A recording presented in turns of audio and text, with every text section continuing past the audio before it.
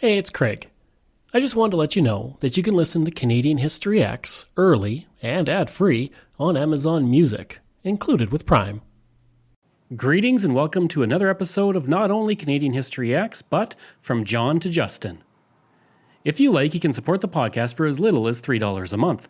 Just go to patreon.com/CanadaEHX. You can also donate to the podcast by going to CanadaEHX.com and clicking Donate. Don't forget, next week I have a new podcast coming called Coast to Coast, which looks at the building of the Transcontinental Railway. It's available on all podcast platforms. If you like, you can email me at craig@CanadaEHX.com.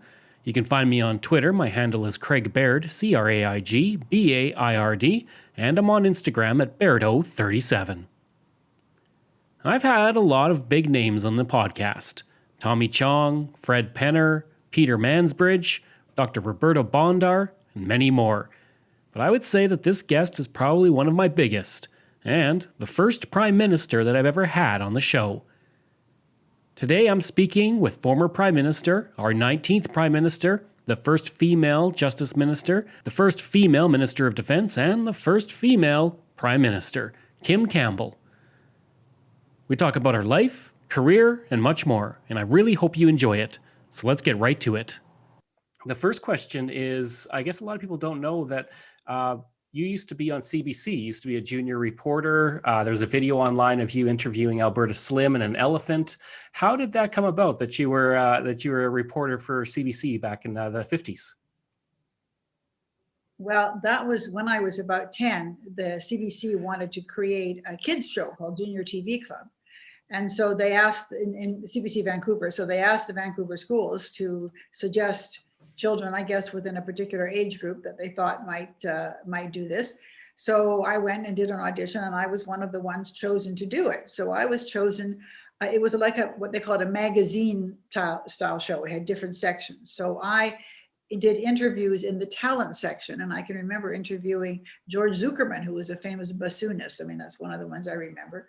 But I also chaired a panel discussion. So here were we, 10-year-old kids, having panel discussions on, whether we should be able to control our own TV or how much allowance we should get. But it ran for 9 weeks, and I don't think I was particularly wonderful, and I don't think it was something that would launch me into a career. Now, where did the interest in politics come from? Was that from an early age or something you kind of grew into? Well, it was an outcome of a series of views and interests that I had from very young. My parents were both good citizens and voted, but neither of them was at all political or involved in a party or anything. And I grew up in Vancouver, which wasn't certainly at the heart of national politics. But both my parents were in uniform in World War II, and I was born after the war. I was born in 1947. But for my generation, World War II was a hugely important event. It was, on the radio, the TV, the movies, the books. It was, this enormous cataclysm that had been probably one of the greatest events of human history. Mm-hmm. So because both my parents were in uniform, my dad was in the Army, and my mother horrified her mother by enlisting in the Navy when women were allowed in finally in 1943 and becoming a wireless operator and tracking the transmissions of German U-boats. I felt that obviously this was something that girls could do. And because I was so interested in the war and horrified by it, and I used to really, then I read a lot of books about the Holocaust. I used to think, each one of these people was like me, that each death, each person was a human being like me with a consciousness and an awareness, and the notion that could be snuffed out was really quite horrifying to me. And I wanted to be part of something that could help that not to happen again. So politics wasn't the first thing I thought to do at all. In fact, when I was a teenager, I wanted to be the first woman Secretary General of the UN. But as I got older, I began to realize that a lot of the decisions that are made that affect these things are made in the political arena.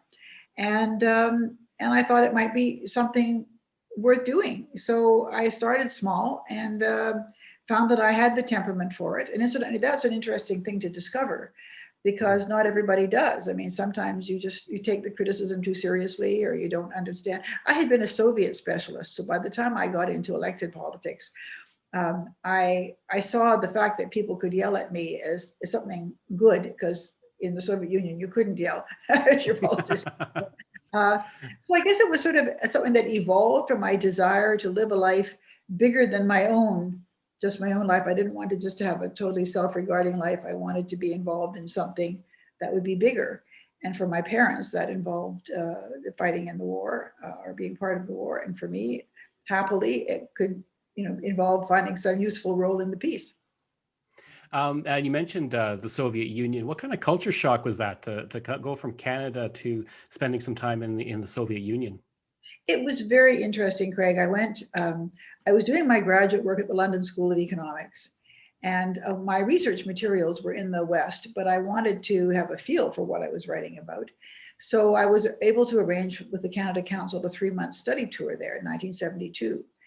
And people always say that the people would go to the Soviet Union and they come away with whatever it is they wanted to come away with. So if they were sort of left-wing socialists who wanted to have, the value of the Soviet Union confirmed, that's what they'd see. I don't know if I went with those kind of preconditions, but there were a number of strong impressions that I came away with. First of all, very nice people, and a lot of wonderful experiences. I got to go to the Bolshoi Ballet. I got to go to the Kirov Ballet. I got to see, ballet and opera and things like that, because when I was a foreigner, and so I got access to things that normal Soviet citizens couldn't get, and I was aware of that. But I came away with incredible sense of waste. Waste of resources, waste of people's time. Everything was organized to be as inconvenient as possible. Even to go grocery shopping was made as difficult as possible. And when you think of the burden that Soviet women carried, it was a quadruple insult. So the waste, but also just to be in a society where people were afraid. I met a lot of people who were fairly privileged, but it was very interesting to observe the constraint and the restraint that people felt in dealing with a foreigner. So I felt that this was a country that had extraordinary people and all sorts of richness in terms of art and culture and science and the beauty of the countryside, but that it was just a waste of human potential and incredibly soul destroying. And at those days, we used to talk about the internal emigration in the Soviet Union, that people who would simply withdraw, often into alcohol.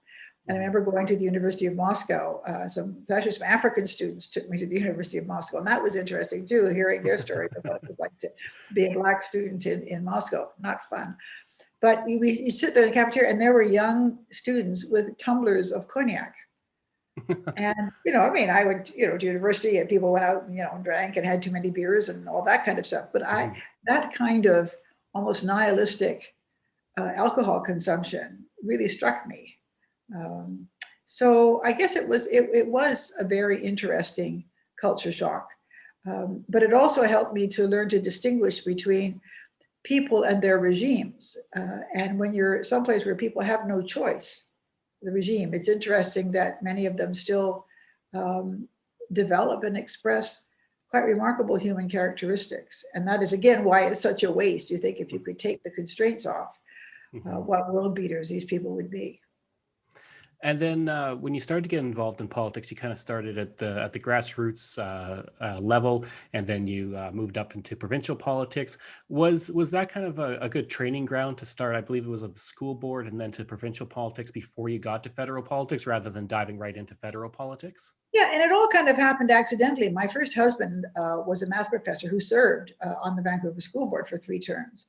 And at the time, I was then teaching at the university. And he decided he wanted to run for city council, and his colleagues came to me and said, well, would you run for school board?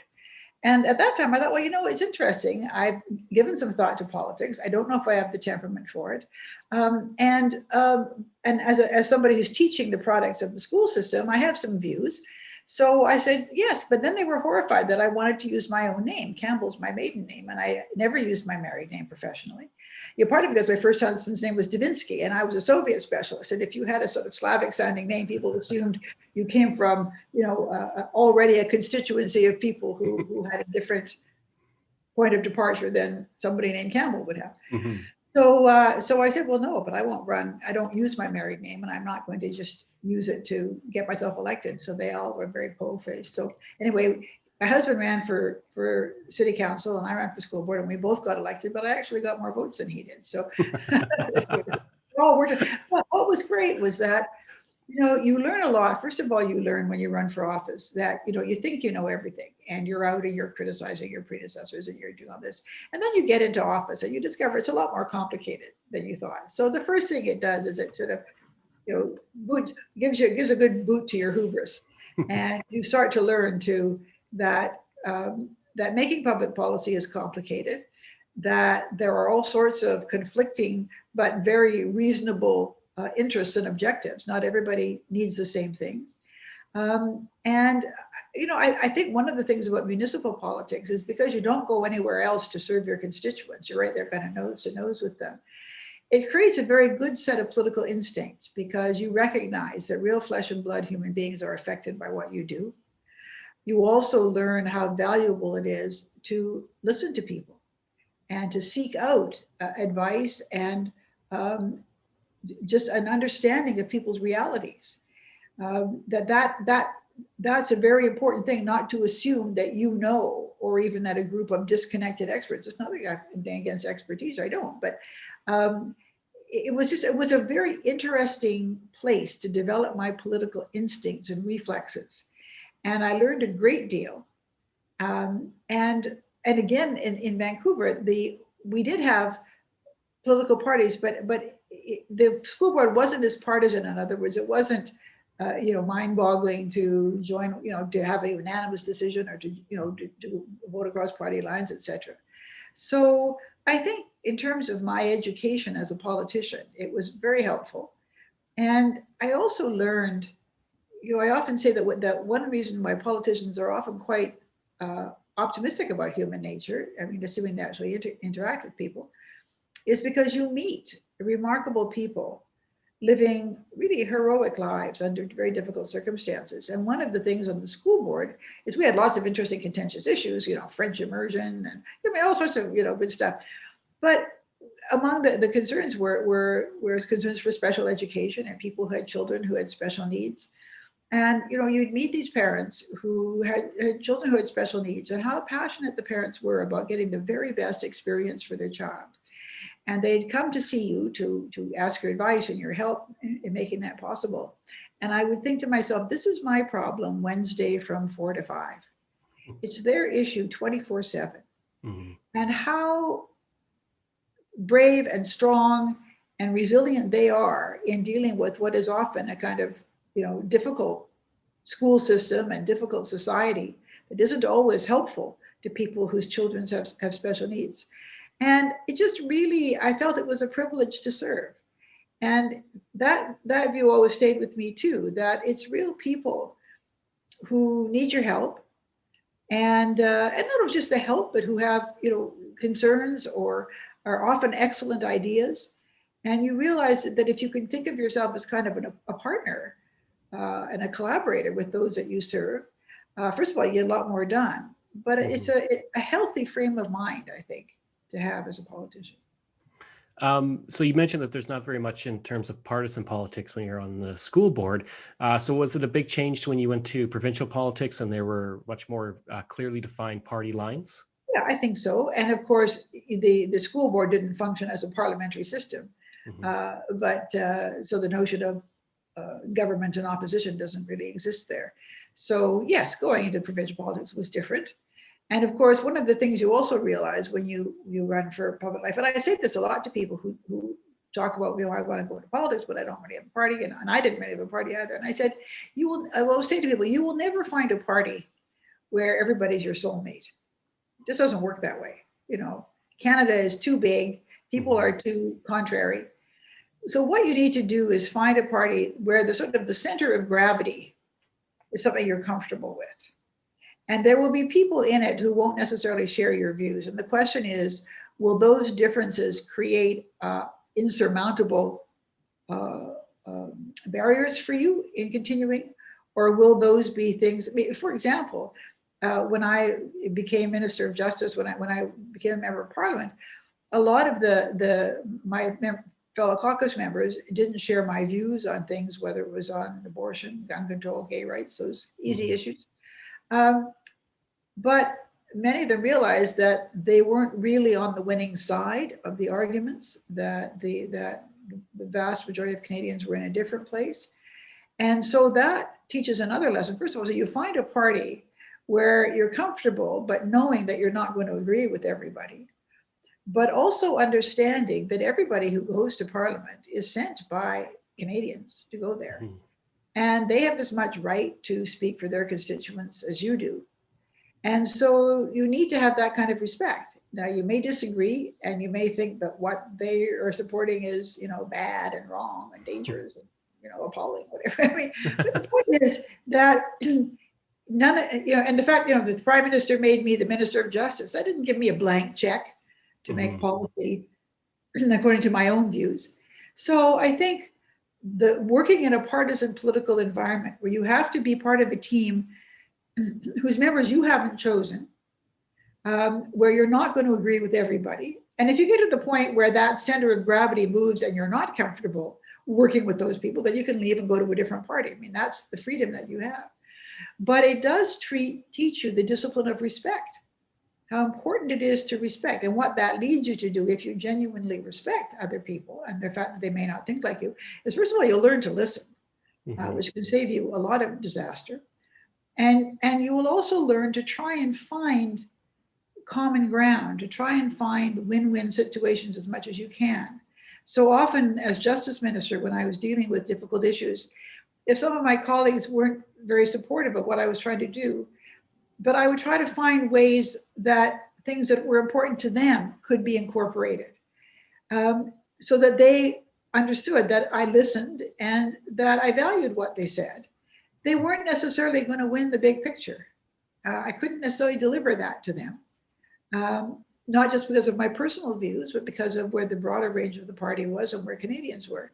But where I think you also have to understand sometimes the anguish of people who lose an argument politically, if that's something that they care about a great deal. It's not always easy. No. And don't be a jerk, like, no, understand that this is hard for you, I understand. But you did a great job of articulating your views and doing what the people who sent you here asked you to do. And I really respect that. So that was a very useful education. Obviously, the being the first female Prime Minister of Canada is kind of overshadows a lot of things, but you were also the first female Justice Minister and Minister of Defense.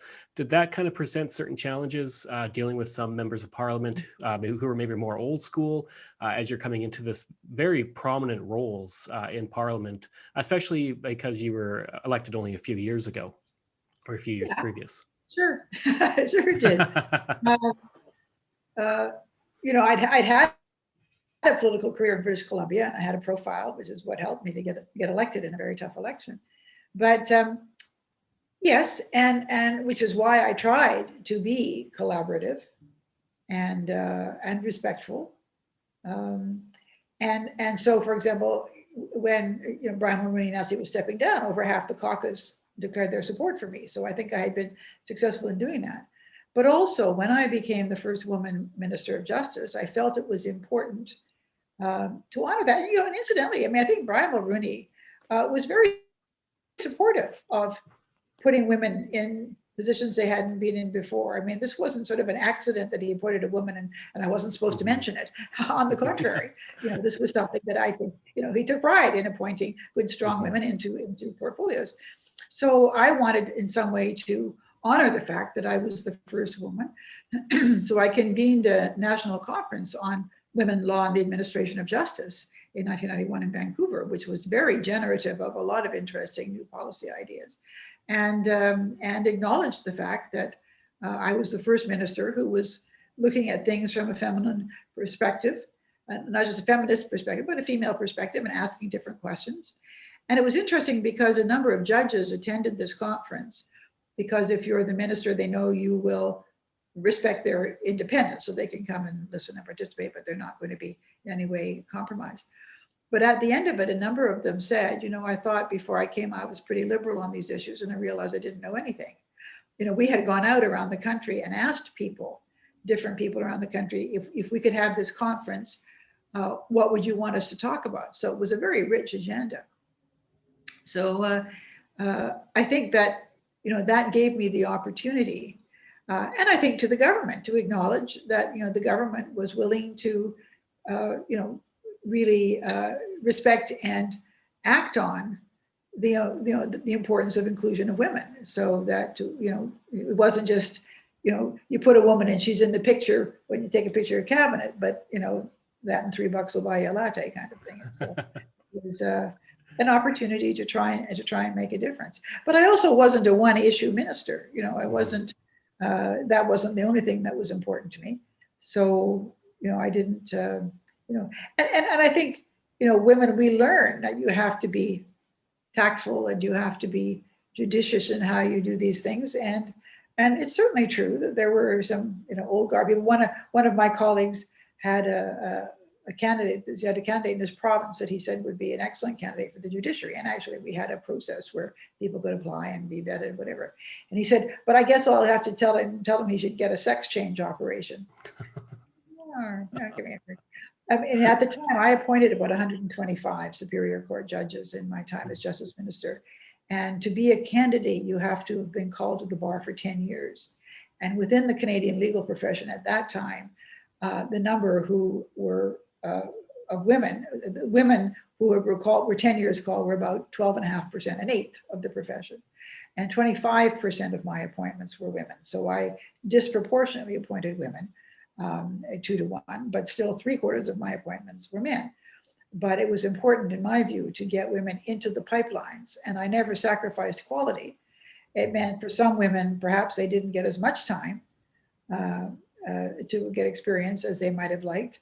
But even the current Chief Justice of Alberta, she was my appointment, and she's still there. She's getting ready to retire. She was quite a pup when she was appointed, but so it's all a matter of perspective. I mean, I was appointing men 3 to 1, but if you were used to, men being appointed 9 to 1, that might have rankled. Now, as Prime Minister, I think you did something that no other Prime Minister's done. You, on Canada Day, you started the day in Newfoundland, and then you went to Ottawa, and then you finished the day in Vancouver. So that's like a huge day, huge amount of distance to travel. What was that day like? Was it just, obviously you probably slept on the plane a bit, but was it really great to, be meeting all these Canadians as Prime Minister? It was magical, because in Newfoundland, they start, that's where the sun comes up on the country. Mm-hmm. So you're up in, I'm just suddenly, the name of the peak that you're on in St. John's, looking out at Cape Spear, you're up, and Signal Hill, sorry. Getting old and demented here. So you start in Signal Hill, watching, at 5 a.m, watching as the sun comes up on the country, and looking out at Cape Spear, which is the easternmost point of North America. So it really gives you this wonderful feeling. And there's a dear choir of little children singing the Ode to Newfoundland. And I had never heard the Ode to Newfoundland before. I have heard it many times since. And I once was a speaker on a ship that was traveling to Newfoundland. And I made everybody on the ship learn the Ode to Newfoundland, because they were going to go ashore, and some of them were going to circumnavigate the island. I said, you got to know the Ode to Newfoundland. But it was so sweet. And these little voices, we love being Newfoundland. And it was just darling. And it was very sweet. But the other thing too was it was quite cold, even though it was July the 1st. There's that wind whipping in off the Atlantic. So at one point they offered me a gift. So we have this gift. It's a cape made of Grenfell cloth, which was a cloth that was designed for Sir Wilfrid Grenfell. One of his friends designed. It's very densely packed cotton, I think, but it's a warm cloth. And so I said, oh, very warm. I said, oh, that's interesting. And so normally somebody gives you a gift when you're the minister or prime minister, and you go, thank you, you pass it off to somebody. But this time I said, oh, let's have a look at this. Oh, isn't that lovely? And I put it over my shoulder. Yes, it is very warm. So there was I, toasty warm, in my cape and Grenfell cloth. And Clyde Wells and Brian Beckford were there. We're all standing there freezing their little patootsies off as they get off the Atlantic. So it was really quite fun. And I still have that beautiful Grenfell called Cape, I tell you, and it is toasty warm, and it's really great. So then we went to Ottawa to do the events on Parliament Hill at noon, and that was lovely. I mean, that's a very special experience as a prime minister to be there, although it's really the governor general's show. So the governor general and his wife Ray and Gerda Nutrition drove up in their horse-drawn carriage and whatever. It was very sweet, but it was very special. And then we went across the river to Hull and attended a few things there, and then got back on a plane and went to Vancouver. Some wag said, "Oh, we should stop in Winnipeg," and I said, "We might throw you out over Winnipeg, but gotta get." So we got to Vancouver in time for the sunset ceremony. And it was a lovely day in Vancouver. So, and in the Vancouver Harbor, it was very beautiful. And so there was a series of little ceremonies there. So it was just very special to watch the sunrise on the country and the sunset on the country on its birthday. So the short answer to your question is it was wonderful. Did you find yourself ever having to kind of pinch yourself? You 10 years previous, you're on a school board. 10 years later, you're prime minister. Was it kind of very surprising how, in many ways, how quickly you progressed, through the, I guess, the ranks of politics from school board all the way up to prime minister in only 10 years? Well, it only seems fast if you don't expect a woman to do it, I think. I mean, Pierre Trudeau had never held elected office. And after 1 year as a parliamentary secretary and 1 year as a minister, he was elected leader of the party. So, but nobody describes that as meteoric. I had been elected at all three levels of government and served in each one. So yes, it was fast in that sense. I don't mean to poo-poo that. But there are lots of other people who come in with less experience. And the reason why I say this is because when you are a non-prototypical person in a role, people are always looking for ways to validate their sense of discomfort that you're there. And you will always be subject to higher expectations, and you won't get the benefit of the doubt. And during the election campaign or might have even been the leadership in 1993, I was constantly being referred to as a rookie. I think it was after I became the leader. And finally, one day I said to one of my staff, I said, "Will you just do a little bit of research how many years in cabinet the other people who've been prime minister served?" Well, it turns out that of the 18 men who preceded me as cabinet ministers, only 8 as prime minister, excuse me, only 8 had more cabinet experience than I had. So I was actually in the more experienced half of people who had become prime minister. Brian Mulroney had never run a line ministry. Joe Clark had never run a line ministry. There's lots of people who had never, as I say, Pierre Trudeau had been a minister for a year. There were lots of people who had less experience. But if you are not a prototypical candidate, then you need to justify it. And it's often said that men get appointed or chosen or elected on their future prospects. Women get appointed or elected on what they've already done, which means it's never enough and you always have to do more. So it was an interesting perspective. And then after your time as prime minister, you become the consul to Los Angeles. So you're still, very involved in politics, and it's not a case of after prime minister you retire, and then you kind of start shifting. You start doing new things, and tell me a bit about the production of Noah's Ark. Well, first of all, I should say I didn't become consul general right away, and in fact, I had told the clerk of the Privy Council to please tell the Prime Minister not to offer me a job unless I indicated that I wanted one. And so the next thing I knew, the Prime Minister was calling me and asking me if I wanted a certain diplomatic appointment. And I said, "Well, no, I can't do that. I have a contract to write a book." "Well, you could write the book." I said, "Well, no, I think you have to work." So anyway, to make a long story short, after a whole lot of toing and froing, I agreed in 1996. So this was 3 years after I was out of office, to go to be consul general in Los Angeles. And the reason why I changed my mind about doing something was because I actually thought, I'd like to be out of the country, not too far away, because in fact, there was the Somalia inquiry happening and I didn't think I could be too far away. But that it would just make it easier for me. I wouldn't be if I'm out of politics, then I'm sort of out of the line of fire. The other thing was that it was something that I could actually make a lot of use of my experience. And first of all, Los Angeles is a very celebrity-oriented culture. So having a former prime minister as consul general was actually very good. I mean, people accept my invitations and I could do things, and I got many chances to communicate with people and speak.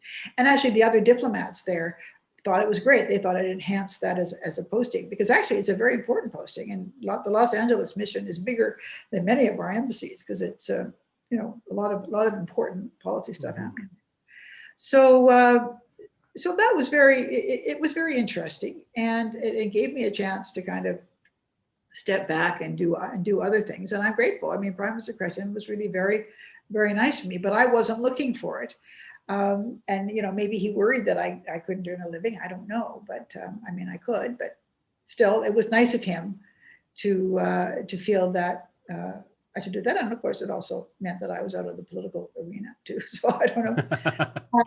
But when I met the man who's now my husband, Hershey Felder, he was in the process of he was seen doing a concert by members of the consular staff who came and said, "There's this amazing young Canadian musician, and you should get him to do a concert for you." So, and then they said to him, our new consul general is the former Prime Minister of Canada, you should do a concert for her. So the first fall I was there in '96, at that Christmas, on January the 5th, he did a wonderful concert at the residence, and we invited our A-list, and he just did this beautiful one-man show and knocked everybody's socks off. And it was, unlike usually in Los Angeles, nobody wanted to go home. wanted to go home. So he sort of put me on the map as a hostess, and we became friends. And he was writing a treatment of Noah's Ark that he agreed to do it for a benefit for a children's museum, and he was kind of stuck. And I had written lyrics for years. I'd had a songwriting partnership with a friend, and I had also written and directed the shows we put on at law school, which is not really the same as those are. But anyway, we got talking about it, collaborating. And, I gave him some ideas about how to think about it. And anyway, so I wound up contributing some lyrics to the project. But what's interesting is that working with somebody on a shared creative project is a great way to get to know them. And, I thought Hershey was too young for me. I was not interested in younger men. And then I began to think, I must be getting old if younger men are old enough to be interesting, because I really am. But the thing was that, I could see him. He had incredible discipline. He was very smart, incredible discipline, and just an amazing work ethic and an amazing gift to bring people together. And so when Noah's Ark was finally produced for 2 evenings, it was very successful, accomplished what it needed to. But it was in the process of creating it that he and I guess, fell in love. He always says that it was love at first sight when he came to visit me at my house before he did the concert for me. I'm not sure about that. I thought it was a very important meeting because he was sort of unlike anybody I'd known, and I found him, really quite, interesting and kind of captivating. But anyway, the problem was, of course, I don't have the luxury of a private life. I mean, I am a public person. And so I kept thinking, the last thing in the world I need is to get involved with somebody a lot younger than I am. And everybody will think, oh, poor Kim Campbell, she lost the election and now she's gone middle-aged crazy and blah, blah, blah, blah. When I knew that there was nothing of the sort. And the interesting thing is that one of the people who was most supportive of this and who thought it was really great was my sister, who had come down to Los Angeles to see Noah's Ark. And I was away when she arrived. So she spent some time just with Hershey, and she knew there was something going on between us before we acknowledged it. But she at that time said, she said to me several years later, thank God you finally found yourself a genius. Because anyway, we've been very happy ever since. I mean, and now we're sort of boring. People go, ah. And we've had a very happy life together. But at the time, that was hard for me, because I just knew, especially knowing, all of the people, back in Canada, all of the press and stuff, for whom it was important to continue to validate their unwillingness to take me seriously as prime minister. If I could be proven to be some kind of weird person, then, see, we were right, not to give her the benefit of the doubt. But anyway, living well is the best revenge. And I'm speaking to you in my Italian castle. My husband, Absolutely. it's really funny because people often assume that because I was prime minister, that I have money. Well, I keep saying, no, I wasn't corrupt. I actually was an honest politician. So I have money that I've earned, and, and I don't come from a rich family. So everything that we have, we work for. But Hershey's been incredibly successful and has grown remarkably as an artist and a businessman. And is another very interesting Canadian because he was born and raised in Montreal. How does Canadian politics differ today versus the early 1990s and even the late 1980s? Well, Craig, I think one of the biggest factors is social media. When I was in cabinet, I think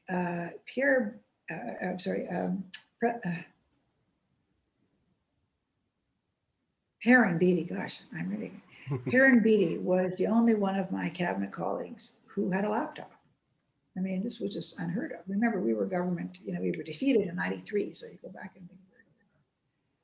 But, I mean, nasty press have always been around. I mean, even you go back to the 18th century when newspapers started, I mean, there were scurrilous broadsheets, et cetera, et cetera.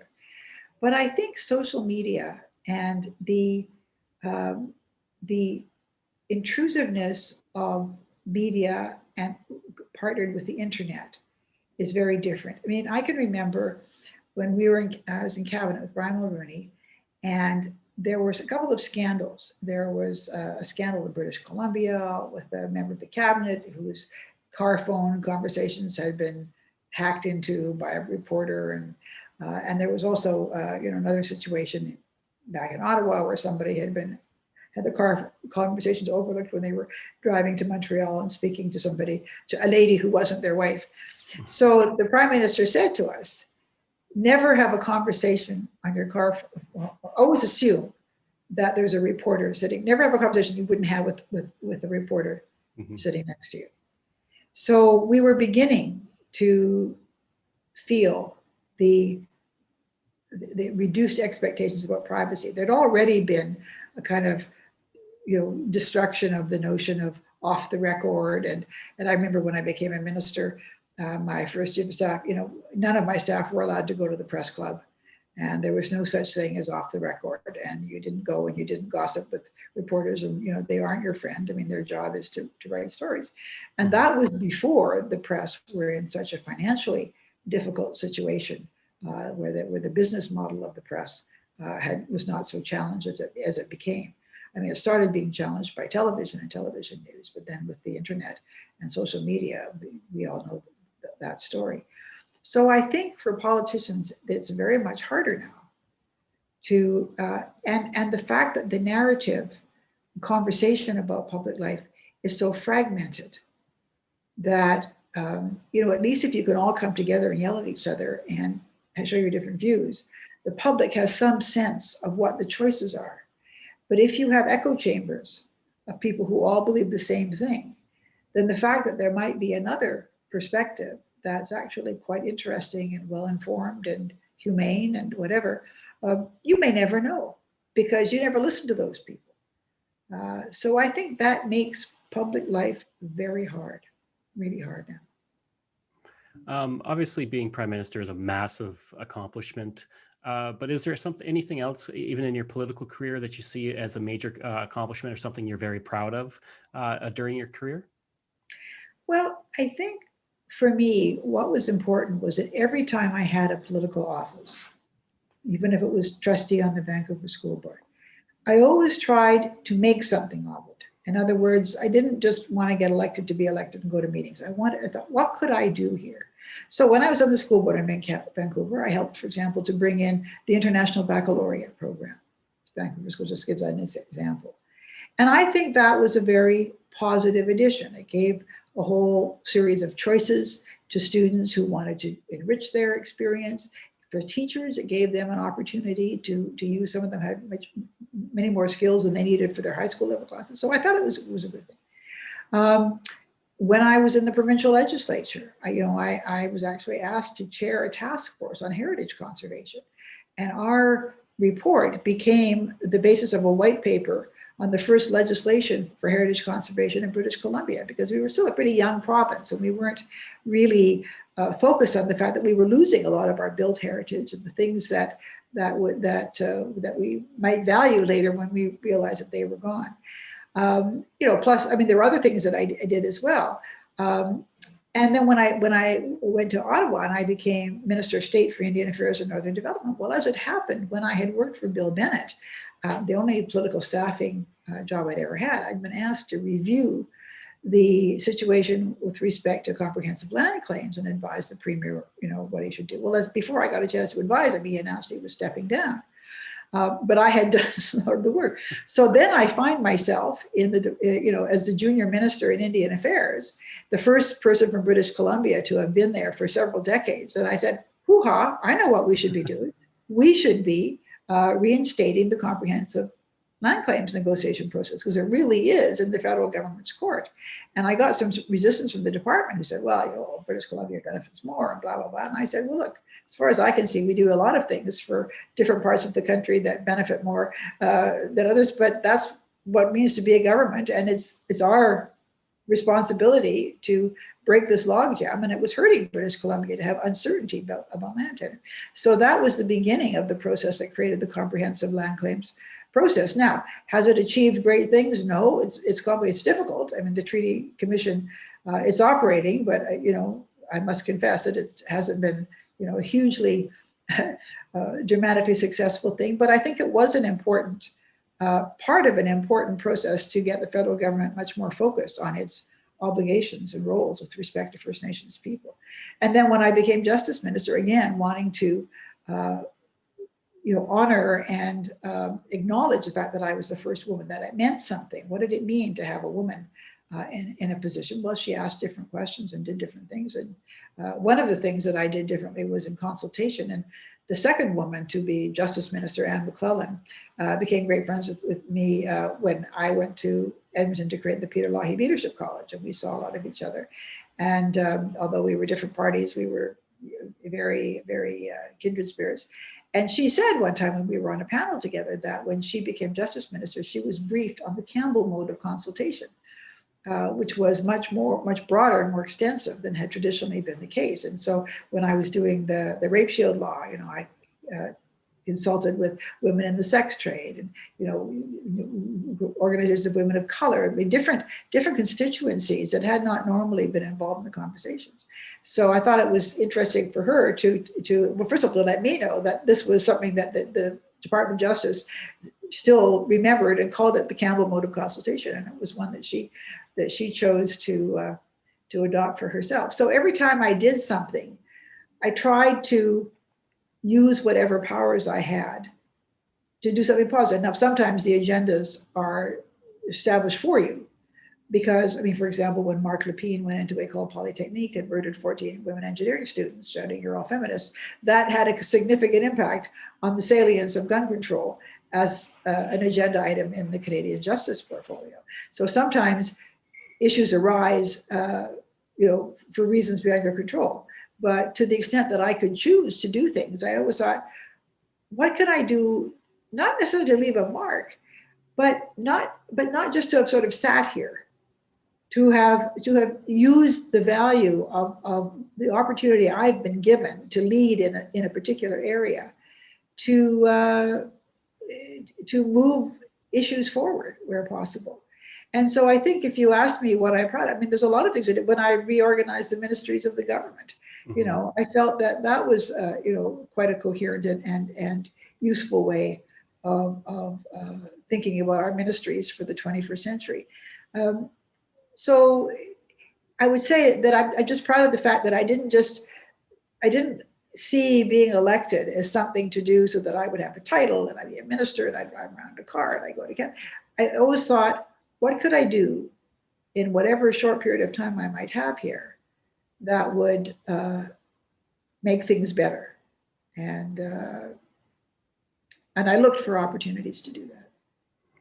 And then just my last question is, since you were prime minister, every province except for four have had a female premier, some multiple, but we still haven't had another female prime minister. Why haven't we had that yet? And when do you think we'll finally get another female prime minister?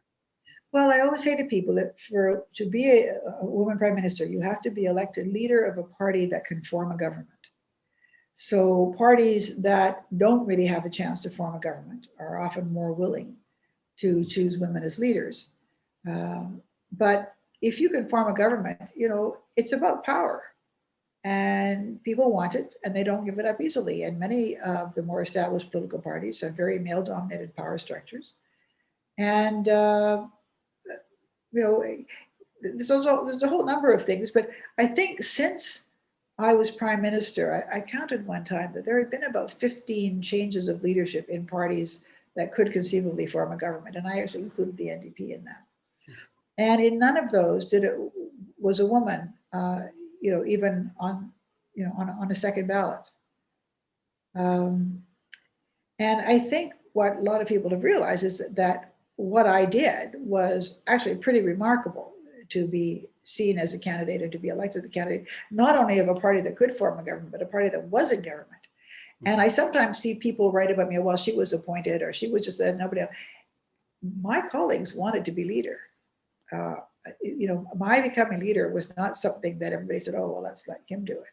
No, other senior cabinet ministers really wanted to be leader, and they just didn't have the support. And I remember when Perrin Beatty, who had, I think, wanted to be prime minister since he was 2, and he's a lovely guy, he's gone on to do lots of useful things. But he said, I'm not going to run because it's clear the party wants Kim, and the only way I could run would be to run a campaign that would damage her, and that would be not really very helpful. So he finally, when he decided that he wasn't going to run, but it wasn't because he didn't want to. And for others, I don't know whether he had attempted to raise money and whether any of that had affected it or not. I mean, I really don't know. But it was a very interesting time. And I had been able, particularly, I think, as Justice Minister, to deal with issues that were very hard, but also within my own party to deal with very difficult issues in a way that enabled me to build support and respect, not the opposite. And it was interesting because one of my colleagues, John Reimer, came to see me. He was the head of the Evangelical Caucus, and he said, if you become leader, will you treat us with the same respect you did when you were Justice Minister? And I said, same person I always was, of course. He said, because we'd like to support you, which was quite extraordinary, given that I was, a pro-choice, pro-gay rights, urban person from Vancouver Centre. So a lot of the people who supported me were not people who were my soulmates, but they trusted me. And I suppose maybe some of them thought that I could pull the rabbit out of the hat, given the fact that they knew that, Brian Mulroney had become very unpopular, and it was something new. But I don't think it was just that. I think it was a combination of things, and that, the role that I had played had built support and confidence in people. But it all happened at the end of, if you imagine that we were already halfway into the 5th year of our mandate before the prime minister announced he was stepping down. So talking about ye old clock ticking, at the end of the 5 years, the old constitutional hook comes out and drags you off the stage. So there wasn't really, for whomever would be chosen to succeed him, there was really no time to put a new face on a party. And also the prime minister decided he wanted a highly contested leadership. So instead of being able to plan for governing, I had to, travel around and fight this campaign. And I was Minister of Defense, and the prime minister said that he would regard it as a sign of disloyalty if any minister resigned to run for the leadership. And I'm not sure whether he thought that maybe we would criticize him or something. But the problem was that here was I, as Minister of Defense, trying to balance a very travel-intensive portfolio with the need to be absolutely squeaky clean about not using government funds to campaign. And, I managed to avoid that kind of a scandal, but it was a huge extra burden on all of those who were working with me. So it was not optimal. But having said that, it was wonderful. And when I went to U of A to do the Peter Lye Leadership College, I was really deeply touched by the number of women who said to me, first of all, the men who had been very happy to have worked for me, whatever. I didn't know how I'd be received in Alberta, but the number of women who said, "Oh, when you became prime minister, it was so great," and I can still remember it. It still meant a lot to them, and the fact that I lost the election did not, for them, destroy the luster of what it meant to have had a woman there. And I think because a lot of them felt that the defeat in '93 was so much more complicated than me, or even the people I was running with. That we'd had a history, that it was now a 5-party race, that between Preston Manning and Lucien Bouchard, they had both created parties that were aimed directly at our vote. And even though neither of them could form a government, and it's hard to believe that people will vote for parties that can't form a government, they do. They're mad enough. So our electorate I kept the base of it, but it was a 5-party race, and there were 2 new parties that were appealing directly to our support. And I didn't, whether I could ever have done it, I don't know, but there certainly wasn't time 4 months after I was sworn in as prime minister to election day to be able to put a new face on a party and turn people's eyes back to us. And I don't think anyone would have been able to do that. But I like to think that having been a woman and been there and done the things. I mean, this is the other thing. If you're prime minister, you're prime minister. You're not sort of acting prime minister, or I'll just do this a little bit. No, you have to do the whole thing. You have to create your cabinet. You have to go to the international meetings. You have to, make decisions. And the fact that I was able to do those things successfully, I think, is helpful. But I will be very happy to see another able woman get a chance at it. And it would be ideal if you had all the main parties led by women, so they could just duke it out based on their philosophies, and the gender issue would be secondary. And I'm sure there will be that will happen. That will come a time. It's happened in other countries. Women are leading in many other countries, and Finland has a governing coalition of 5 parties, all of which are led by women. Only 2 of which are older than 35. So it's not just the gender changing, but also the age profile too. I hope you enjoyed that interview, and if you did, please leave a rating and review. If you like, you can reach me through email at craig@canadaehx.com. You can also visit my website, where you'll find hundreds of articles on Canada's history, as well as all my podcast episodes. Just go to canadaehx.com. And don't forget, you can support the podcast through Patreon. There are multiple tiers to choose from, all with great benefits. You can support the podcast for as little as $3 a month, just like all of these wonderful patrons have, and I apologize if I mispronounce any names. Randy Hayden, Doug Campbell, Reg W., Deborah Carlson, Francis Helbling, Randall McCallum, Diane Wade, Lorianne Kirby, Gary Dolovich, Nick Zinri, Shannon Marshall, Clinton Martinez, Dimitri Shove, Aaron O'Hara Myers, Robert Dunseith, Todd Casey, Catherine Roy, Luke S., J.P. Bear, Jason Hall, Phil Maynard, and Iris Gray. If you want, you can find me on Facebook. Just go to facebook.com/CanadianHistoryX. You can find me on Twitter. My handle is Craig Baird, CraigBeard. And you can find me on Instagram. Just go to Bairdo37. Thanks. We'll see you again next time.